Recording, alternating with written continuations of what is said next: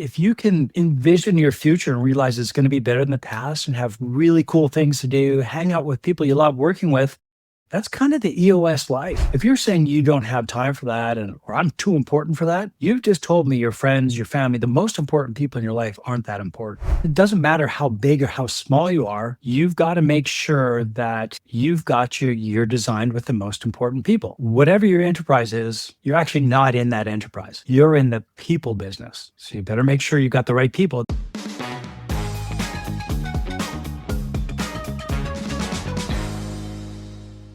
Welcome to another episode of Better Business, Better Life. I'm your host, Debra Chantry-Taylor, and I'm passionate about helping entrepreneurs live their best life ever. I'm a certified EOS Implementer, a family business advisor, and also a leadership coach. And I work with business owners and their leadership teams to put in place a set of simple, pragmatic tools called the Entrepreneurial Operating System that just helps them to run a better business so they can create a better life. Today's guest has been on the show a few times now. He is one of my heroes. He has certainly fundamentally changed the way that I approach both business and life.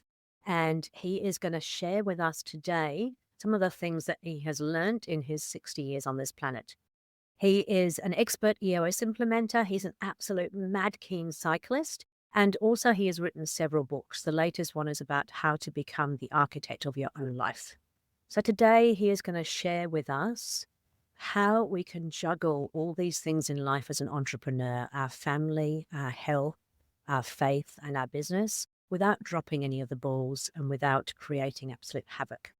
He's going to talk about his new book, which is Who is the Architect of Your Own Life? And also some stories from his clients that will really help you understand how this works across multiple businesses. Scott Rusnak is an expert EOS implementer. Welcome to the show, Scott. So welcome back to the show, Scott. It's great to see you again.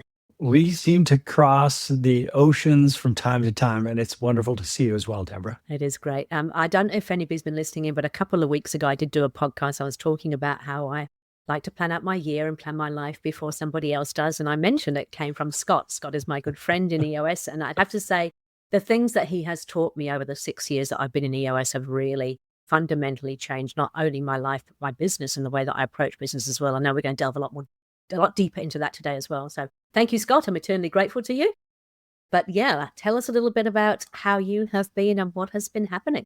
There's a lot going on, and we're on the same page. Before we started this recording, we talked about what the next 12 months are going to look like. And my wife and I just celebrated 34 years. Whoa, she hasn't left me quite yet, so I'm good there.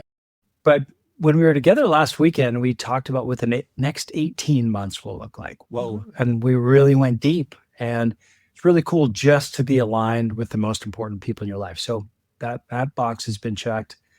Practice is fantastic. I get to see you in a week in Melbourne, which will be fantastic as well. And then, a little bit of self-promotion. My book just came out on Audible, and as a gift, I would love it. If anyone's curious, I'd give them a free copy. So all they have to do is reach out, and we can talk more about that later. So what is the book called? Who is the Architect of Your Life? Perfect. And that's what we're talking about today as well. So yes, absolutely. Honestly, Scott is one of the most generous people I know. If you just reach out to him, he'll get you a free copy of that. And I promise you will change his life. I'm just going to share something very quickly. I know before we came on the call, I actually shared this with Scott. So Scott many years ago told me that I had to plan my life out. And so I have this 12-month planner where I have now planned out my entire life for the next 12 months. And I've got one on the wall for this year as well. And what has been really interesting for me is that even in the process of doing this, it really forces you to think about what's important in your life and what you want to put in there. And I always remember back to that. I think it was a 60s or 70s video of Stephen Covey where he talks about putting the rocks into the jar first, the important stuff into the jar first, that you can then put the other stuff around it. And I share it often with my clients. I say, this is what I do every year. And I find it really cathartic, and I find it really amazing in terms of getting clarity on where I want to go. And they say to me, oh, but that's easy because, you're an EOS implementer. You don't have a real business. And I do remind them that I have staff, and I do actually have people who rely on me. So it is a real business. But they said, but it's not the same as running a 50, 60, 100, 200 person business.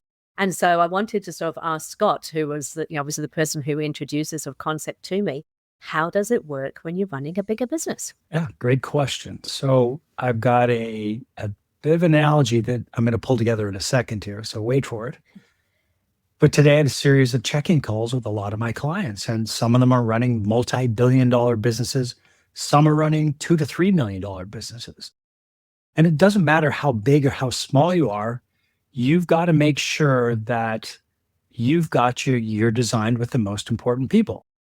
Now, that doesn't mean every minute, every second, but I beg of you to make sure that you've got a 12-month calendar like you do. And this is not a New Year's Day activity. And you find those weekends, those 3-4 days you're going to spend with your partner, your spouse, the most important people, and you get those blocked in your calendar. Coincidentally, I know that next August 15th, I'm flying up to Revelstoke, British Columbia to spend some time with family for 2 weeks. And it's not that hard. If you're a CEO, a COO, or anyone on a leadership team, you can make those blocks in your calendar today. And my analogy is just pretend you're running a business. So here's a business, and you're juggling some other balls, let's call them. Business is one of them. Family is another, really important. Your health and your fitness is another. And then your faith perhaps is another. So you're juggling these 4 balls. And if you drop the family ball, it shatters and it breaks. It's really hard to pull that back together again. Same with health and fitness. That can be really hard. And faith. But you know what? That business ball that's in that juggling match, you drop it, it's going to bounce back up. And the reason why I know that is I've been coaching for about 20 years now, and I've seen some people go through some really hard times. But if they got the right values and they have the right VTO, if they got the right plan to get there, they're going to bounce back sooner or later. So faith, family, health and fitness, you better make sure that stuff is designed and put onto your calendar so you don't drop one of those balls because they will break. It is interesting because I know I was actually talking with a psychologist the other day who specializes in dealing with entrepreneurs and their marriages, because often people put so much effort into the business that they kind of forget about the personal relationships. And we were just talking about the fact that, you've got to actually make the time, because it doesn't just happen. I mean, most of us who start a business, we are a certain personality type, which means that we're driven, we don't stop. We're always thinking about it. And if you don't actually plan that time out, it will just get engulfed with other things. And it's just not fair on our partners. Even for younger employees in a business, I think we need to teach this to this younger generation. My son, who's 28, he's visiting from Vancouver today. We're talking about, okay, Christmas. He's like, well, and he's in the entertainment business. He's like, Dad, I've got to do a show on Boxing Day and then the 28th. I'm like, awesome. So that's in your calendar. So what about the 3 or 4 days before Christmas? What are we doing? He's like, well, I'm not sure. I'm like, let's get that dialed in right now, like you're buying a airfare. So we did that today. Like, what do those 2-3 days look like? And we got it locked in. And then we said, well, what's it going to look like at Easter? We got that locked in. So I think we all have the ability to do it. We just need to do it. And I think it's what I'm also hearing from you there. I mean, it doesn't have to be huge chunks of time either. It really is about quality time. And so I know in my calendar, I know that I'm going to Zimbabwe in September, and that's for 4 weeks. So that is blocked out for the 4 weeks. But I've also put aside little mini weekends as well. So around birthdays, around special things in the family life, and just some long weekends, because I'm not as super fit as you, but I do enjoy my cycling and my walking and my photography. And so, those many weekends away, they're very soul cleansing, and they're also good for our health, physical and mental, I think. I beg of you, if you're designing those weekends away, put a big X in your calendar and book an appointment for yourself or those most important people, because that is item number one. You can't leave it as white space, because I'm just going to say white space on your calendar is a bandit. And that thief, that bandit is ready to take your time away because someone else will jump into it. So protect that with your life. And so I don't know if this is the way that you do it, but what I do is I did this a few months ago now. I got that calendar. I booked it out physically on the physical calendar because it was the easiest way to see a whole year in one go. And then I've given that to my EA, and she's now put it into my calendar, which means that time is blocked out and it's non-negotiable. And then we've got a list of the times that we do have available for clients and whatnot. But that, again, it's people say, but that's easy for you, Debra. You're just working with clients. You can tell them when you are and when you're not available. It's different when you're running a business, but it's not really, is it? It's not. I started doing this about the time I turned 30. So I'm 60 now. Well, knocking on the door, real close. But I had a mentor and he said, you're throwing all your time into your business and not to your family and to your friends. You better get straight on that or that's going to disappear. So I've been doing this now for about 30 years and more, just making sure that those important things are there. Yeah. The other one that's tricky is I do a lot of talks for YPO groups. And so you get these, "Oh, I run this business and I don't have time for this or that." And I ask them to pretend there's a drone over their head recording every thought they have and every intention. If you're saying you don't have time for that or I'm too important for that, you've just told me your friends, your family, the most important people in your life aren't that important. So you've got to do it. You've got to at least once every quarter have those 3, 4 days for the most important people in your life. And if that's all you do, fantastic. At least you've designed that. And it's an interesting one. I was just thinking, if people say they haven't got the time, is that symptomatic of a deeper root cause? Because surely a business should be able to run without you for 3 or 4 days. Well, I challenged one of my people on the leadership team to take 2 weeks off and disappear. He's like, I haven't done that since I was married. I'm like, well, why don't you go pretend you're getting married again? You and wife are going on a honeymoon. And the leadership team all looked at him and said, go on a honeymoon. So they went for 17 days to Italy. And he's like, the first 3 or 4 days I was going through withdrawal. But he came back, he's like, wow, this thing is still running. He went on his second honeymoon and he thought it was the greatest thing ever. So good for the family and for his relationship, but also probably good for the business. Yeah. Everyone rose to the occasion, which is another important part. Let them rise to the occasion when you're not there. Because if it's you that's running the business, if you're the oil and the gas and the gears, that thing's not running properly. Because if you're too deep inside of the system, you don't understand the system. You got to step away to really get it. I think that's a really great thing to think about, because if it can't run without you, then what's really going on? And do you actually, I suppose it comes down, do you actually really have a business, or do you have something that is completely reliant on you? Yeah, you've got to, the old ball and chain, which is your business. You're dragging it around, and that's not a good thing at all. Now, I'm going to change subject a little bit now, because I want to talk about EOS, because you're an expert EOS. You've been doing this for quite some time, and you work, as you said, with many, many different types of businesses. Some are multi-billion-dollar businesses, some are million-dollar businesses. Tell me about EOS within your businesses. Is it? I mean, I get this feedback a lot about the EOS. It's very cookie cutter. It's very process driven. It's not, it won't work for my business because my business is different. Tell us a little bit about how the different types of businesses you work with and how that isn't true. I think that people put a self-limiter in front of them going, oh, cookie cutter, limited, can't do it. And I liken it to, some people are golfers. Let's just go to golf. Oh, I can golf. I've got this figured out. Well, EOS will help you get on the PGA Tour, let's call it. But having a fantastic coach that's watching your swing, what you're doing, where your head is at, watching your entire team, that's a difference maker. And that's called healthy and smart. People can figure out most of these tools on their own by watching videos and, chopping wood. But the hardest part of EOS is really becoming a healthy and smart business. And when we go to the 5 dysfunctions of a team, vulnerability-based trust is everything. And when we go through these exercises, things start to just pop out. And people from the business will self-select and say, I just can't fit these core values. And I don't think I'm aligned with this. Because more often than not, let's look at your business like one of those Roman boats they would go to war in. Everyone's like rowing and just row, row. You don't know who's not rowing really hard. You're not looking at the oars all the time.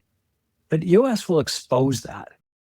And I'm not talking about getting rid of people. I'm talking about keeping people in our business that are super healthy and are ready to grow more. So EOS, there's a lot more depth to it than most people realize. Yeah, it's not just this. There's the model behind me. There's a lot more into it. It's really interesting. I actually had a new client start the other day, and we went through a focus day. And I always sort of say, we're going to be open and honest in this environment, get comfortable with being uncomfortable. And I always say nobody's ever been sacked was something they've said in this meeting.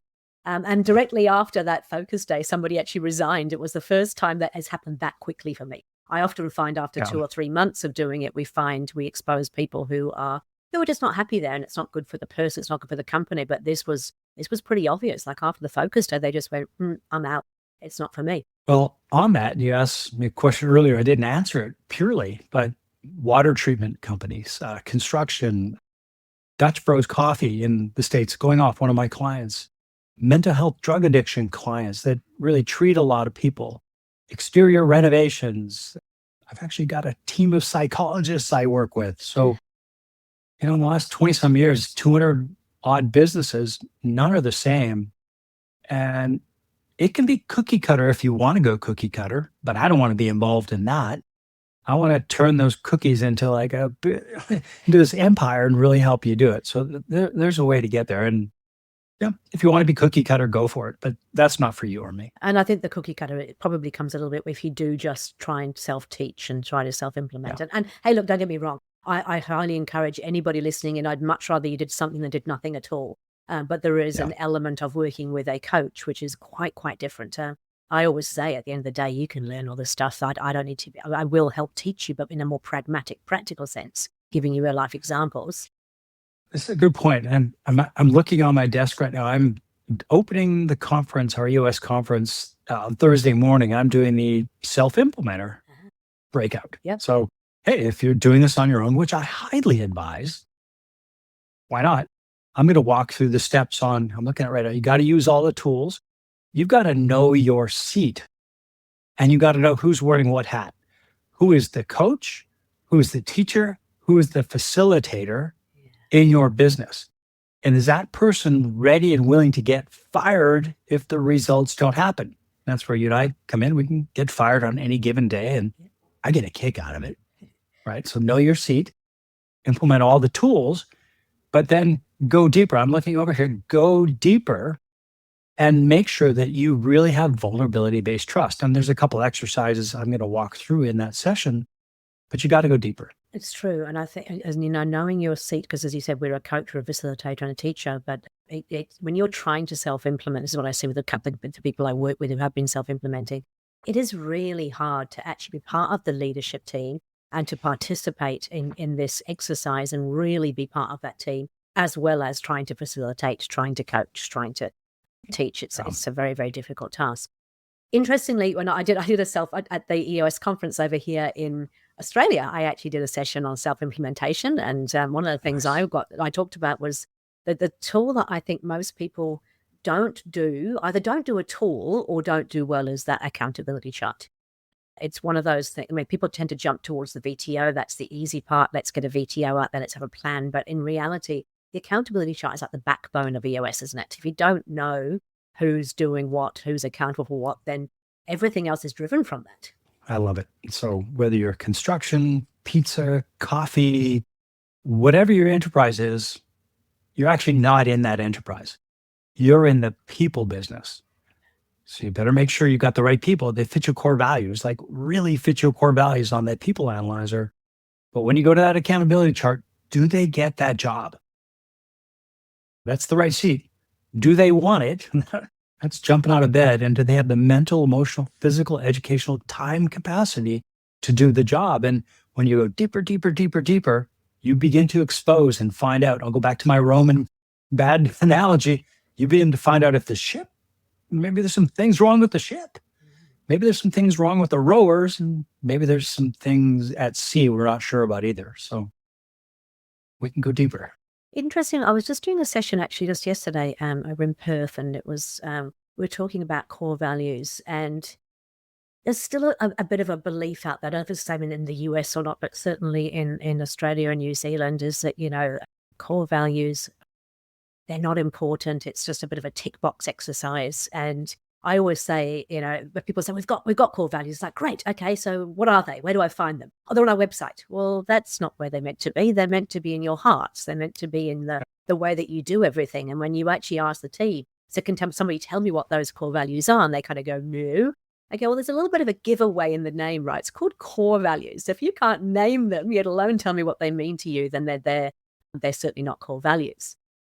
So I'd love to hear some of your experiences in working with teams through that sort of core values exercise. And then what is it really, when you nail it, what does it do for the business?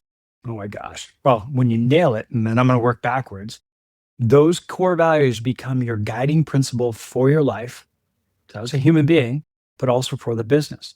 And those guiding principles need to be verbs, verb-related action statements. Hey, within EOS, one of our core values is be humbly confident, right? We abhor ego. We just can't stand it. And if you show up with that, it's not going to work.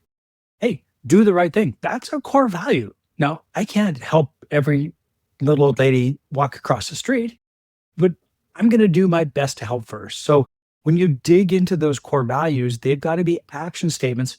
By the way, not only your business, you better put those in your life as well, because you can't be two different people. A lot of my clients become friends and I get invited to things, and the same guy who's running the session is the same guy who goes to the thing. And those core values have got to be your guiding principle in your life and your business. That's really, really true. I think Gino wrote about that in his EOS life book, didn't he? Is like trying to be sort of three different personalities, and then suddenly you bring all these people into a room who know you, and you've got which person am I?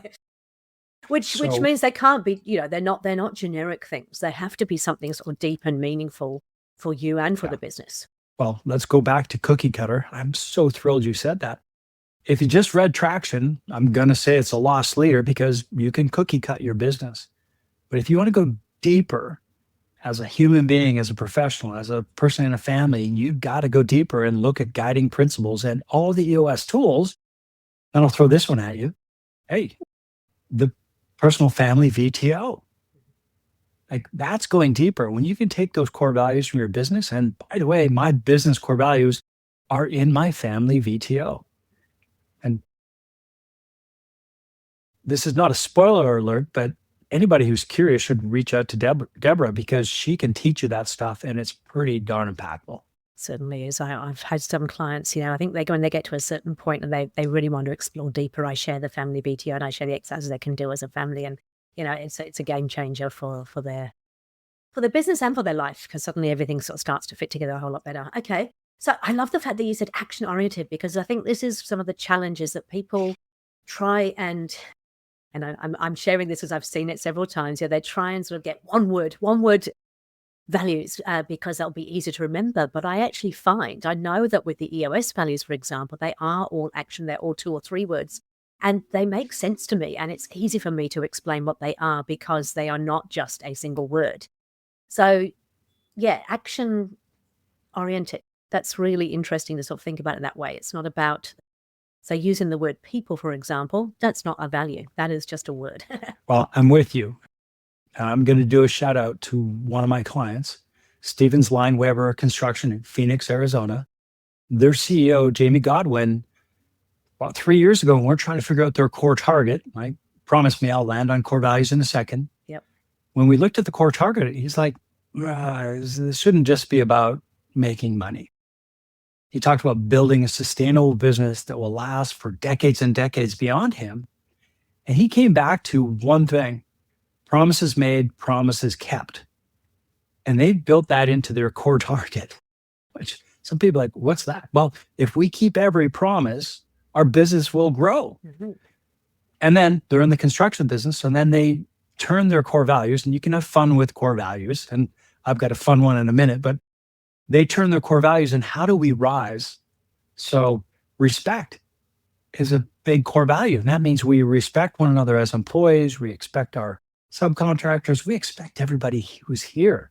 Sustainability is one of their core values as well. And that's an action item, sustainable business. So there's a lot there. So I urge anyone who's curious, they've done a masterful job on their website describing who they are. And they do live and breathe with those core values, no question about it. So pretty darn cool. And so tell me, I mean, I know this, but I want to hear from you as well. So in terms of when you do really embrace them, I always say, do they live, breathe, and bleed these core values?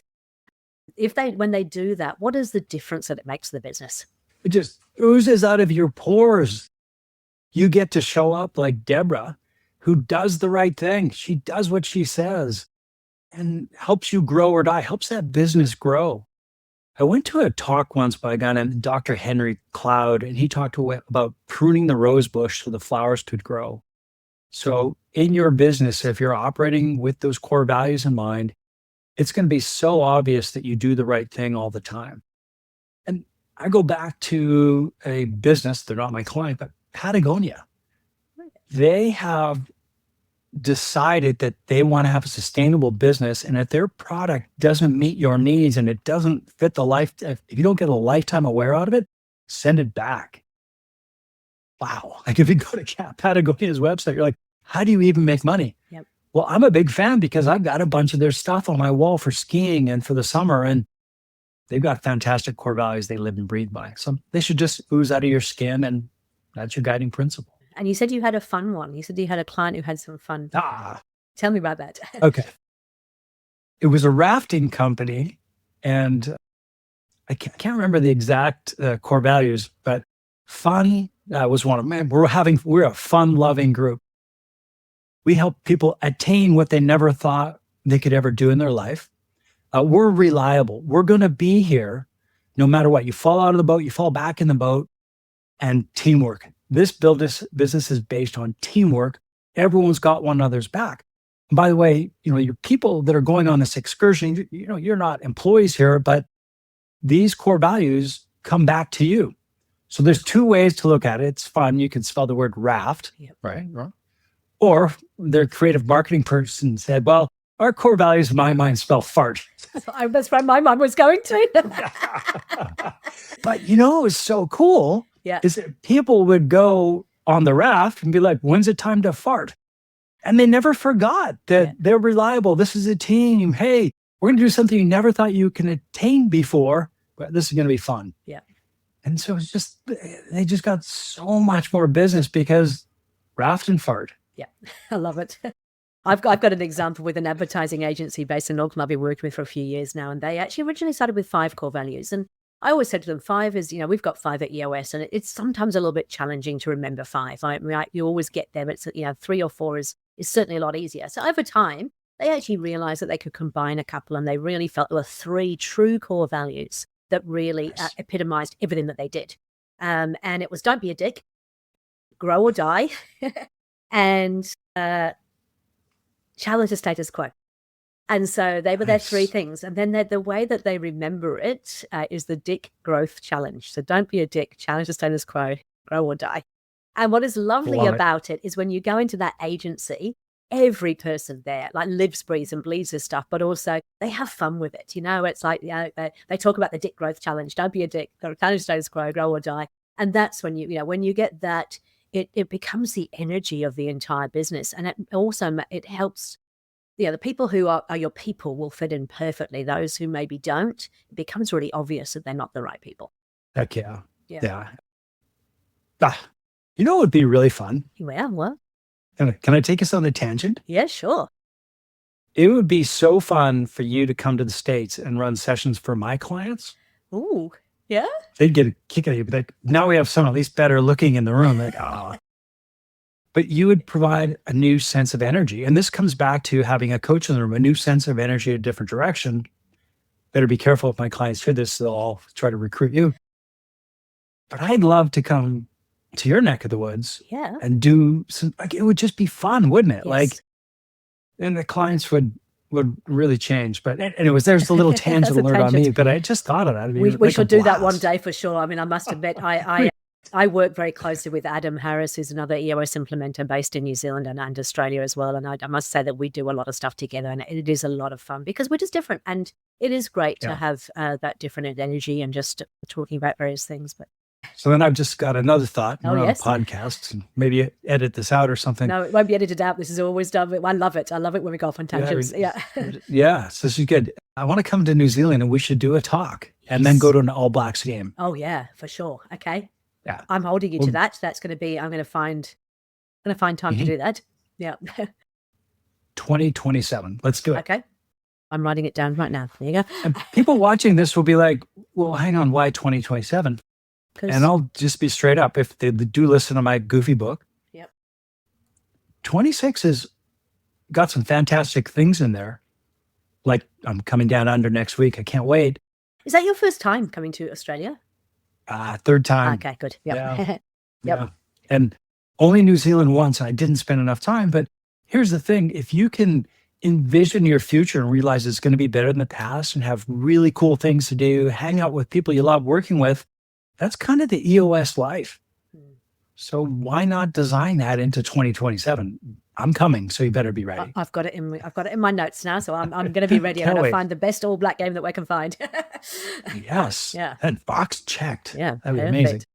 Bucket lists, that's another interesting thing. So part of the work that I've been doing recently, as well as I've been doing a lot of clarity breaks, and I had to find a way that I could do a clarity break that worked for me. And the way that works for me is to go into a hyperbaric oxygen chamber, because you get locked in that thing for 90 minutes. It's pressurized. You can't take any technology in with you. And so it is a space where you have to just be with yourself and nothing else in there. And where was I going with this? And what I've found is that, by having that time free, it's really kind of helped clarify for me lots and lots of different things around the business, around the life, just working through what needs to happen.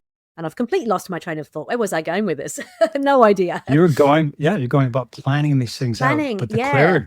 The clarity. The clarity of it. Like, oh, sorry. No, go. Yeah, but go. It's huge. Like, every weekend, I've got 4 hours designed in my calendar, whether I'm going to go skiing, hiking, or mountain biking. And today's Thursday. It feels like a Friday. But tomorrow morning, even though it's Friday, I've got 90 minutes. I'm going to ride by myself. And then on Saturday, I'm going to go for a ride with my son for 4 hours, and we're just going to chill.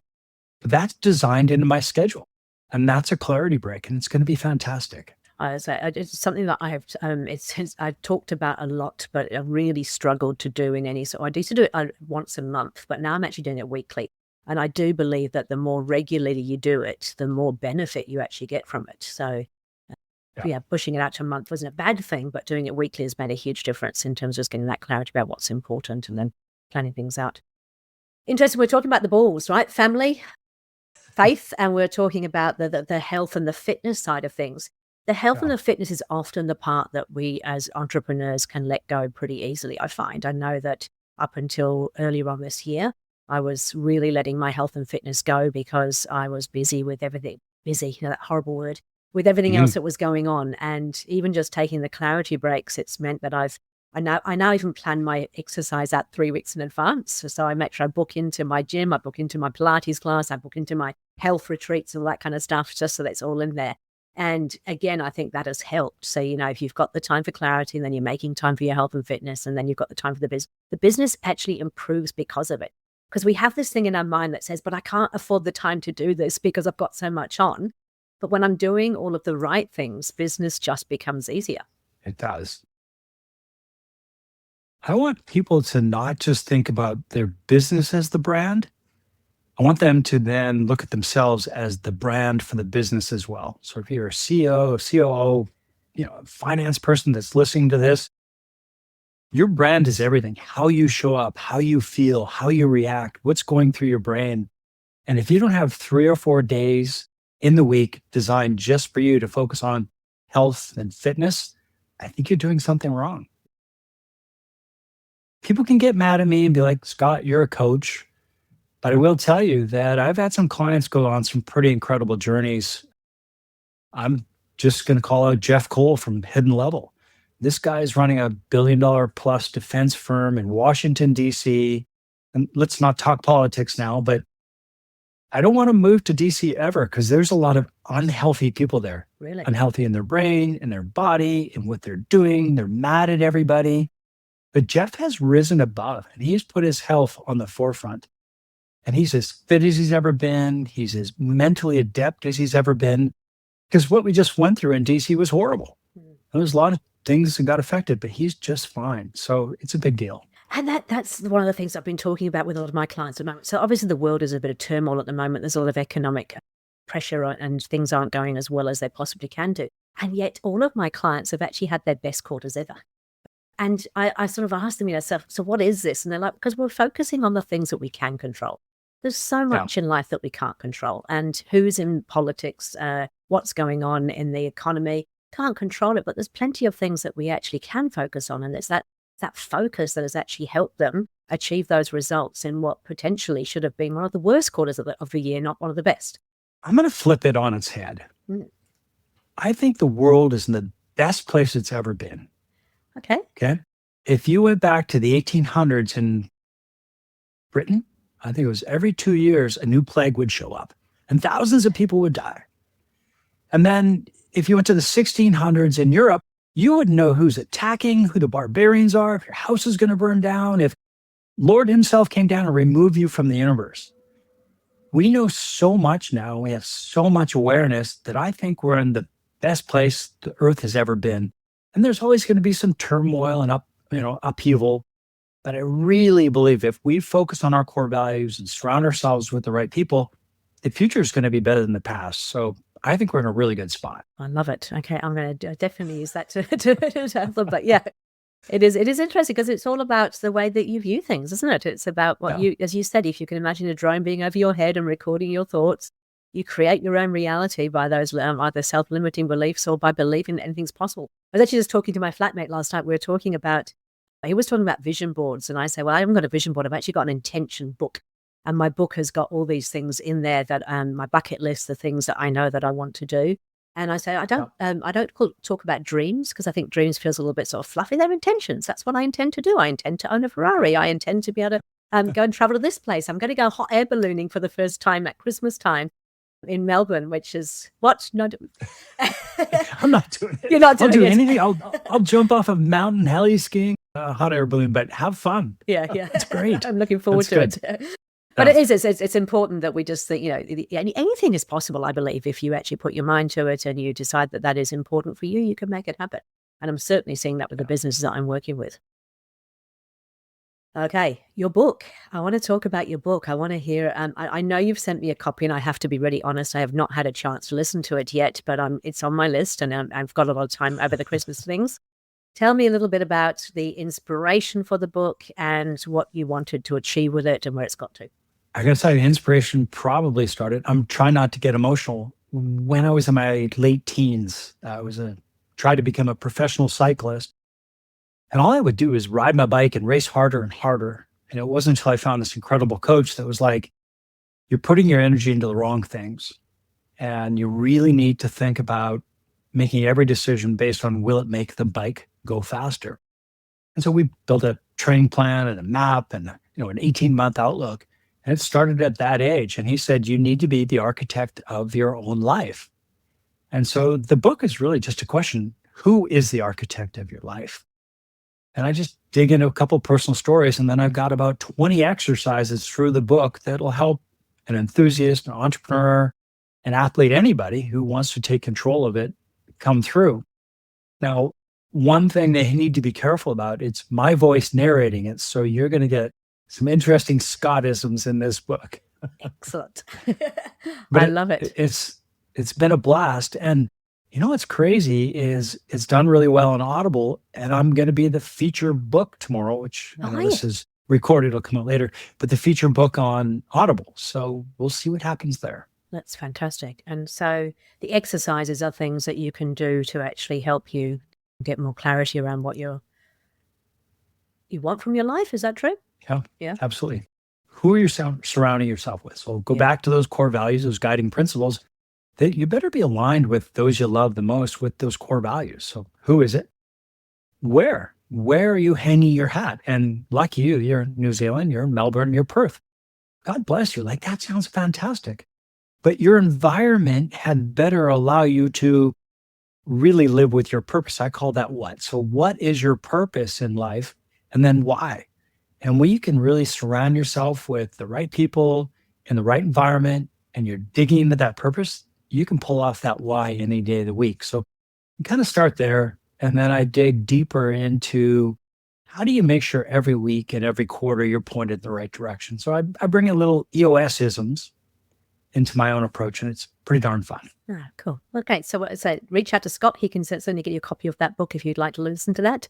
I shall look forward to having mine listen over the Christmas holidays and come back in the new year with all new ideas again, which is going to be great. Hang on. You're not going to listen to it before we see each other in a week? Oh, come on. Give me 15 minutes. Oh, how long is the book? Oh, it's 3 hours on Audible. And if you play it like at 1.2 speed, you'll get her done. Excellent. I'll do it. No worries. Okay. Hey, Scott, I love talking to you as always, but time is coming to an end of the podcast, unfortunately. Just as I always do, I'd love to have 3 top tips or tools that you could share with people to get them I like people to take action. It's all very well listening to something that's very motivating, very inspiring, but we need to take action. So what are the 3 things you would recommend this time? Well, I'm going to go to something you just said, and then I'm going to think about a client of mine, a gentleman named Michael Wardy, and he runs a number of water treatment companies around North America. It's Silmar Group. And there was someone that he was working with that started his pitch with, "You're all going to die." Whoa, sort of got his attention. But I want to go there because time is limited. So make sure you're getting everything you want out of your life. So then another second one is, yeah, time is running out. We can't manage time, but we can manage what we do with that time. So number 3 is make sure you're surrounding yourself with people that you love working with and you love being with, because your time on this earth will be so much better when you do that. It's fantastic. And if people are listening in, there was a couple of other episodes I've done with Scott, and we talked a lot more deeply around that circle of people and how I know you use some of the EOS tools to make sure even the people in your personal life are people who share your core values, so who you really want to be with. So certainly have a look and listen to that. There's another one around planning your life and planning your calendar. So that's another one of the episodes. There's a whole wealth of information there. But as always, lots of little nuggets for me. I enjoyed it. A few tangents, not quite sure where we're going with some of those, but it was fun to go there anyway. And I'm going to hold you to 2027 New Zealand, doing a talk together, doing the All Blacks, and then maybe one day, yes, please come to one of my session rooms, either in Perth, Melbourne, or Auckland, and let's do some swaps. I'll come over to you. So you're in Scottsdale at the moment, but you also split your life between 2 places, don't you? Well, I need to be careful because it's Scottsdale. About 50% of my clients are here. Yep. San Diego, let's call it, sort of LA South, but I've got a number of clients there. But then I've got 2 private equity groups I work with, and they've got clients kind of all over North America. And people would be like, "Why aren't you just doing it in your backyard?" Well, I love to travel, and I love dealing with all the cool, unique personalities, whether they're in Wyoming, Pennsylvania, or Lake Geneva, Wisconsin. It's just so much fun. So, yeah. It is actually, it's really interesting. I'm going to finish on that because before we came onto the podcast, we talked about this. I've just recently had this epiphany of the fact that I love travel too. And I have a session room in Melbourne, a session room in Auckland, about to get a session room in Perth as well. And my thing that was holding me back was that people sort of said, you should be working in your own backyard. You shouldn't be traveling. And it's like, you should make it easy for yourself. And then I realized, but I love it. I actually genuinely enjoy going to these different places and having a slightly different sort of outlook on things in the 3 different places. And I get to do different things there. So one of the things I want to say to the people listening in is, be very, very careful. There's a lot of comparison goes on in life. And you listen to what people say, and they say that you should or you shouldn't, and you take that on board. But who says you should or shouldn't do anything? Anything is possible, and it's about what really makes your heart sing. So go with what makes your heart sing and do what's important for you. Wow, you nailed it. Comparison is the thief of joy. Yes. Yeah. But we do it so often, and it's sometimes without even realizing that we do it. Hey, Scott, thank you again for your time. Really appreciate it. Can't wait to see you in person next week. I finally get a hug with Scott Rusnak. Yay! That's going to make my week. And we'll put all of Scott's contact details in the notes here from the session, and you definitely get in contact with him. I say he's one of the most generous people that I know, and is that help first. So, Scott, thank you. Merci beaucoup. Merci.